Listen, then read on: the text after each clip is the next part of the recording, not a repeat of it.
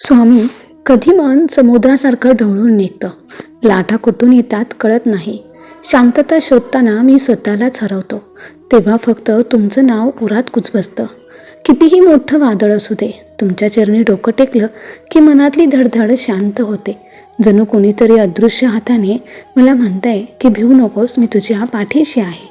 स्वामी, तुमच्या नामस्मरणात जी ऊब आहे ना, ती आईच्या कवटाळण्यासारखी. आणि तुमचा आशीर्वाद म्हणजे वडिलांच्या मिठीतलं सामर्थ्य. कधी कधी वाटतं माझ्या अश्रूंची भाषा तुम्हीच समजून घ्याल आणि बोलल्याशिवायही माझं दुःख तुम्हीच उचलून न्याल. तुमच्याशिवाय इतकं कोणाला कळलं आहे का?